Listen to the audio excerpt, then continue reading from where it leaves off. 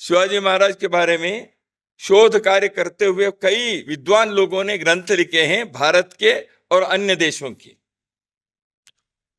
विद्वानों के अध्ययन के विषय तो है ही, परंतु प्रेरणा देने वाले,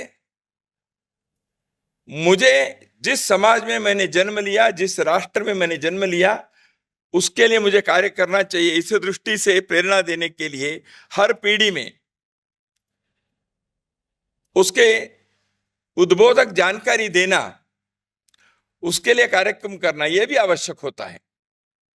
शिवाजी रायगढ़ स्मारक मंडल ने इस कार्य में बखूबी कार्य किया है, इसलिए उन्होंने कई पुस्तकें प्रकाशित करने के वर्तमान वर्ष में, जबकि शिवराज्याभिषेक के 350 वर्ष इस वर्ष पूर्ण हुआ है। 1674 में रायगढ़ के किले पर शिवाजी महाराज छत्रपति बने, शिवराज्याभिषेक हुआ। उस राज्याभिषेक के जो कार्यक्रम हुआ, उसके 350 वर्ष पूर्ण होने पर दिल्ली में ही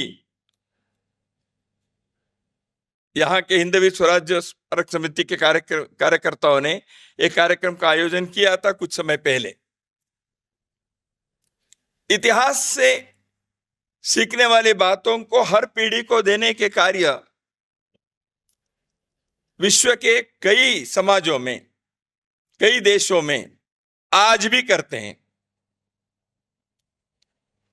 ब्रिटेन में रहने वाले इजराइल के लोग, ज्यूस, ब्रिटेन में पढ़ने वाले यहूदी विद्यार्थियों को हर वर्ष सैकड़ों की संख्या में जेरूसलम लेके जाते हैं, इजराइल लेके जाते हैं। भले ही वो ब्रिटिश सिटीजन्स है, आज ब्रिटेन नागरिक है यूके के, लेकिन उनको अपनी प्रेरणा, मूल प्रेरणा मिले, इस दृष्टि से वो कार्यक्रम करते हैं। फ्रांस के लोगों ने नेपोलियन से लेकर हर प्रकार के उस देश के इतिहास के, कला के, साहित्य के सही इतिहास बताते हैं। चीन के लोग बताते हैं। भारत में इतिहास को विकृत करके बताकर शिवाजी के बारे में अंग्रेजों ने भी जितने उनको छोटा किया था, उससे भी विकृत करने के प्रयत्न कई बार इस देश में, स्वतंत्र भारत में हुआ था। परंतु जनमानस में दंत कथा बने हुए एक महान व्यक्ति, उसको इस प्रकार के विकृति से आप उनके जनमानस के उसको मिटा नहीं सकते हैं।